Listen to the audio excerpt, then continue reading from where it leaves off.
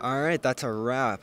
Day one, ACC Tournament, 3 teams down and 3 teams moving on. Back with James Zuba from the Barclays Center, who is pretty much my host for this week. Thanks for that. Absolutely, got to get it done.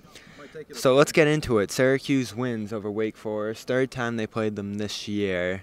Danny Manning said after the game while you were in the locker room that Syracuse is a tournament team, and they did themselves a favor with that today. Second half, Wake Forest was throwing different defenses at them, switching between the man and the zone. You talked a lot about those defensive switches during the game. What role do you think that played in the outcome? Well, Wake initially surprised Syracuse. I don't want to say surprised, but they got to Syracuse a little bit initially in the 2-3 zone. Looked a little bit stagnant, and struggled shooting the ball a little bit. In the second half, you saw Frank Howard get in there. He worked the angles a little bit and found his teammates. So that was the difference in the second half. And, of course, Tyus Battle started this game on a tear. It was weird to see Syracuse just looked so in control on offense, especially to start this game. As we said during the halftime show, 5 of the first 6 possessions they were turning into points. And beyond that, Manning made it clear that they were just treating Syracuse as a 3-player team, and the Orange was able to get Dolezaj and Chukwu, who have come and gone this season, directly involved in the outcome. Yeah, Dolezaj was a lot more aggressive in the second half. In the first, you saw him a little bit hesitant to shoot. Second half, he was definitely looking for a shot. Came up big in this one. And Wake Forest, underrated team.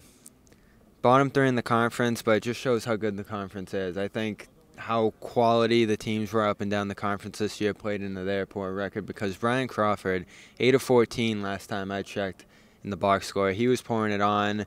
They pushed a big run in the second half and almost made it a game again, and it just had shades of that game these two played at the Dome. It was just Syracuse was able to get those lobs up over the top of their defense. Yeah, Wake's a lot better than what their record suggests. They present a big matchup problem with Darrell Moore down low. Obviously they didn't get it done tonight, but they're a very good team. So O'Shea Brissett struggled in this one. Started 1 of 9. They were fortunate they got Dolezaj and Chukwu as involved as they did. Frank Howard said, those 2 guys, you got to get them involved. Chukwu's been catching those lobs in practice, as he said. Dolezaj just keeps getting better. Can't remember how to pronounce his name consistently, but he's been hitting shots more consistently lately. They're going to be important, especially going up against UNC next. Tomorrow's going to be a loaded day of games, 4 on tap. Syracuse, UNC is the night one, and that might ultimately decide this team's tournament fate.